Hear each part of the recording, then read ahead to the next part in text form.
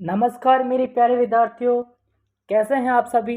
स्वागत है आप सबका एक बार फिर से हमारे अपने YouTube चैनल जेके एजुकेशन पर। तो आज मैं आपके लिए लेकर आया हूँ उपचारात्मक शिक्षण कार्य पुस्तिका विज्ञान कक्षा 9 में से पचरेखा आकलन, जिसमें आपके टोटल प्रश्न जो है 27 प्रश्न है और 27 प्रश्न का सॉल्यूशन मैं आज लेकर आया हूँ। तो वीडियो को एंड तक देखें और ज़्यादा से ज़्यादा इसको शेयर करना है। जितने भी नए विद्यार्थी चैनल से जुड़े हैं वो चैनल को एक बार सब्सक्राइब जरूर कर लें। देखिएगा, पचरेखा आकलन का पहला प्रश्न मैं आपको बताता हूं। थोड़ा इसे छोटा कर लेते हैं। अब देखिएगा कि पहला प्रश्न है कि उबलते हुए जल अथवा भाप में से जलने की तीव्रता किसमें अधिक महसूस होती है। तो इसका उत्तर अपन देखेंगे कि भाप से जलने की तीव्रता उबलते हुए जल की अपेक्षा अधिक महसूस होती है, क्योंकि इसके आगे आप लिखेंगे क्योंकि भाप के कणों से अधिक मात्रा में गुप्त ऊष्मा निकलती है। क्या निकलती है बेटा? गुप्त ऊष्मा निकलती है। तो पहले प्रश्न का उत्तर आप ये लिखेंगे। दूसरा प्रश्न देखिएगा, नेफ्थलीन को खुले में रख देने पर वह समय के साथ कुछ भी ठोस पदार्थ छोड़े बिना अदृश्य हो जाता है। तो इसके पीछे कारण क्या है? तो आपको कारण बताना है। इसका उत्तर आप क्या लिखेंगे?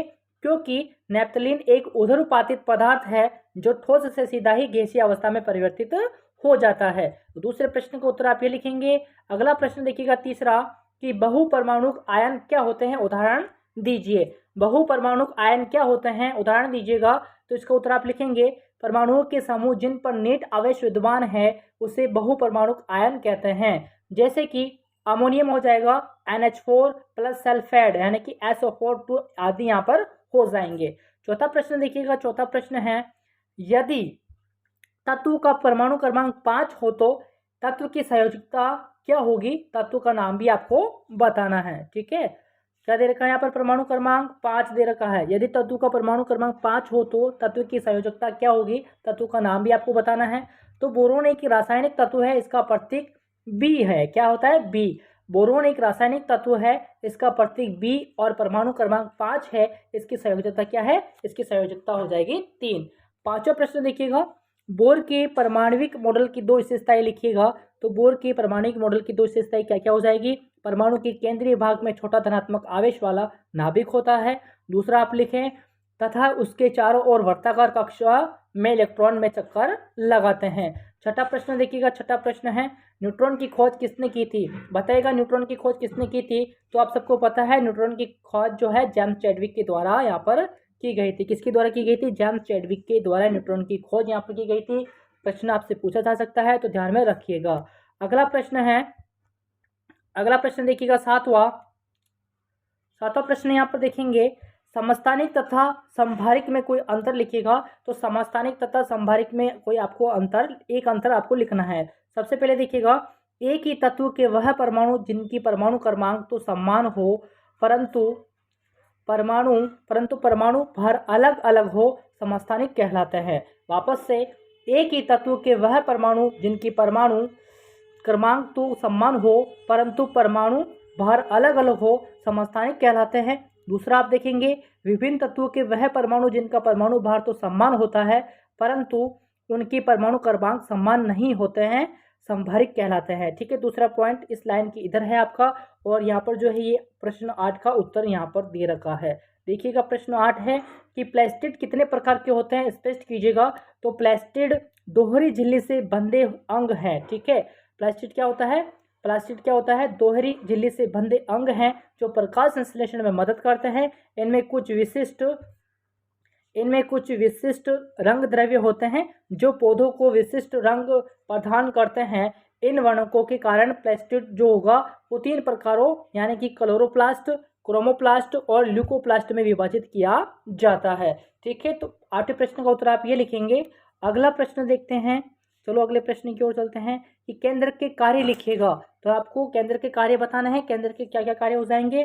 तो न्यूक्लियस में प्रोटीन और RNA का संचयन करता है, कोशिका विभाजन में भाग लेना, राइबोसोम का जनन करना, केंद्रक और अन्य जीवित कोशिकाओं के बीच आनुवंशिक गुणों का आदान प्रदान करना केंद्र के कार्य यहाँ पर आ जाएंगे। अगला प्रश्न है, कायिक वृद्धि हेतु किस प्रकार की कोशिका विभाजन की आवश्यकता होती है, स्पष्ट कीजिए। तो कायिक वृद्धि एवं मरम्मत हेतु समसूत्री कोशिका विभाजन की आवश्यकता यहाँ पर होती है। चैनल को सब्सक्राइब जरूर करें, शेयर करें एंड लाइक करें। वीडियो पसंद आए तो कमेंट बॉक्स में जरूर आप लिखें। अगला प्रश्न देखिएगा 11वां प्रश्न संख्या 11 है, कोशिका भित्ति के आधार पर पेरेन्काइमा, कोलेनकाइमा और स्क्लेरेन्काइमा में अंतर आपको स्पष्ट करना है। तो देखिएगा पेरेन्काइमा की कोशिका भित्ति पतली होती है, लिखें आप, और कोलेनकाइमा की कोशिका भित्ति आकार में अनियमित होती है, अर्थात यह सीमाओं पर मोटी होती है। ठीक है। तीसरा आप लिखेंगे स्क्लेरेन्काइमा की कोशिका भित्ति मोटी दिखाई देती है, मौजूद कोशिकाएं शिथिल रूप से व्यवस्थित यहाँ पर होती है। ठीक है। 11वें प्रश्न का उत्तर आप ये लिखें। अगला प्रश्न है 12वां प्रश्न देखेंगे, पौधों में एपिडर्मिस की भूमिका स्पष्ट आपको करनी है। पौधों में एपिडर्मिस की भूमिका स्पष्ट कीजिएगा। तो पौधों की जो एपिडर्मिस है बहुक्रियाशील सतह हैं। ठीक है। पौधों की एपिडर्मिस बहुक्रियाशील सतह हैं जो सीधे प्रभावित करती है कि पौधे जानवरों या सूक्ष्म जीवों के साथ कैसे संपर्क करते हैं और अजैविक कारकों से फसल काटने या उनकी रक्षा करने की उनकी क्षमता को प्रभावित यहाँ पर करते हैं। ठीक है। 13वां प्रश्न, पेरेन्काइमा उत्तक किस क्षेत्र में स्थित होते हैं, बताइएगा। पेरेन्काइमा उत्तक किस क्षेत्र में स्थित होते हैं, तो कुछ जिम्नोस्पर्मों की पत्तियों की एपिडर्मिस में पाया जाता है। ठीक है। ये शब्द आपको ध्यान में रखना है। ठीक है। जिम्नोस्पर्मों, ठीक है, की पत्तियों की एपिडर्मिस में ये पाया जाता है। अगला देखेंगे 14वां प्रश्न, गति के तीनों समीकरण यहाँ पर लिखने हैं। ठीक है। तो देखिएगा 2as बराबर u2 माइनस v2, इसका मतलब बताऊंगा कि 2a का मतलब क्या है, इसका मतलब क्या है, u का मतलब क्या है, मैंने नीचे यहाँ पर लिख रखे हैं। तो देखो, एक समान त्वरण के मामले में गति के 3 समीकरण होते हैं जिन्हें स्थिर त्वरण के नियम के रूप में भी जाना जाता है, जहां s बराबर यहाँ पर विस्थापन है और u बराबर प्रारंभिक यहाँ पर वेग हो जाएगा और v बराबर अंतिम वेग और a बराबर यहाँ आपका त्वरण और t बराबर गति का समय यानी कि टाइम। अगला प्रश्न देखिएगा 15वां, पानी की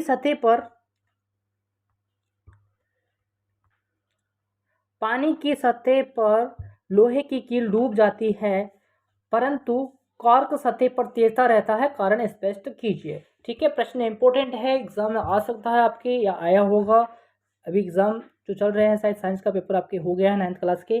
तो देखो, पानी की सतह पर रखने पर लोहे की कील डूब जाती है परंतु कॉर्क सतह पर तैरता रहता है, कारण स्पष्ट कीजिए। तो देखो, कील का घनत्व लोहे के समान पानी से बहुत अधिक होता है तो यह आसानी से डूब जाता है। कोर्क द्वारा हटाए गए पानी का भार उसके वजन के बराबर होता है, इसलिए वह तैरता है, जबकि लोहे की कील द्वारा हटाए गए पानी का भार उसके भार से कम होता है, इसलिए लोहे की कील क्या हो जाती है बेटा, डूब जाती है। तो इस प्रश्न का उत्तर आप ही लिखेंगे। अगला देखिएगा 16वां प्रश्न, शक्ति की परिभाषा वे सूत्र लिखिएगा। तो शक्ति की परिभाषा क्या होती है, शक्ति को हम कार्य करने की दर के रूप में परिभाषित कर सकते हैं, यह इकाई समय में किया गया कार्य। ठीक है। उसको तो देखिएगा, P बराबर W/T, P का मतलब पावर यानी कि शक्ति, W का मतलब वर्क हो जाएगा यानी कार्य, T का मतलब टाइम यानी कि समय हो जाएगा।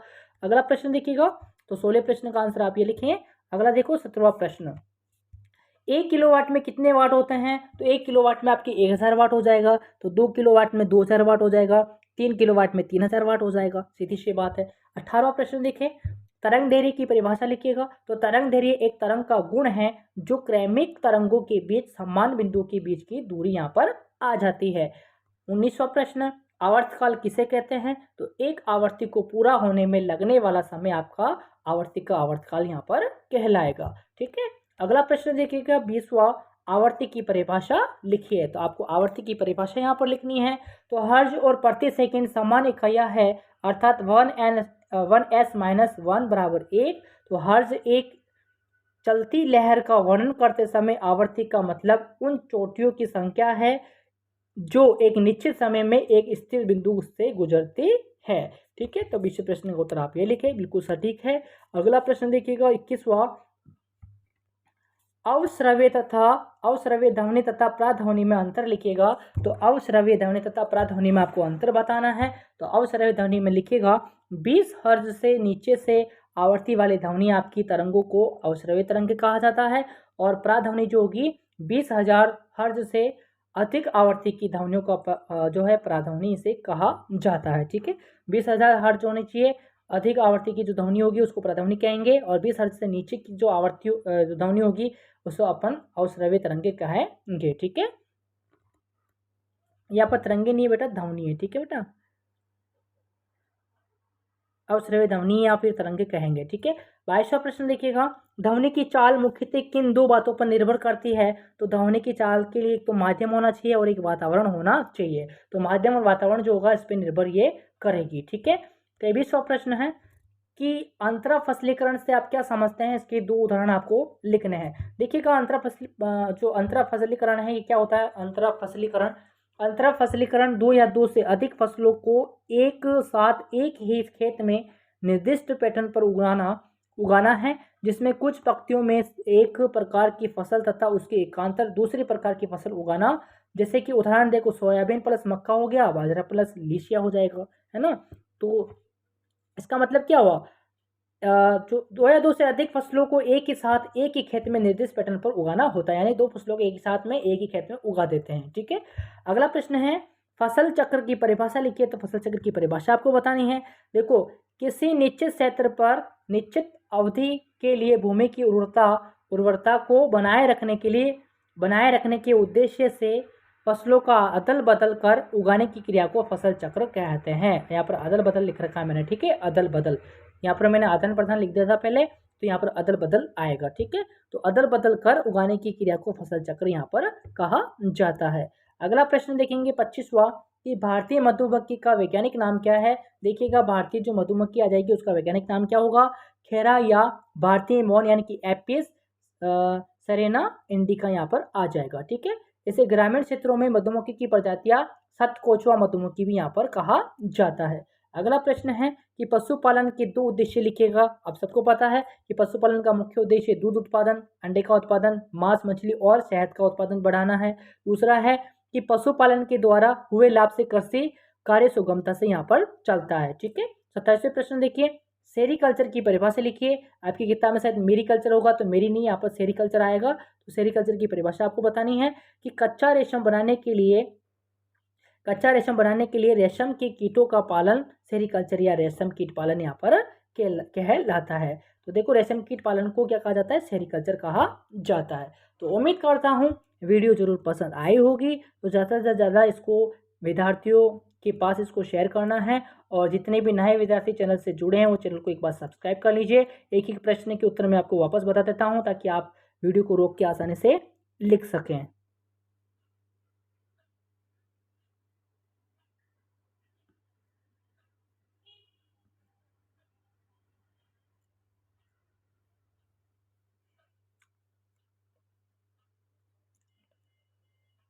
तो लाइक कीजिए, शेयर कीजिए और मस्त रहिएगा।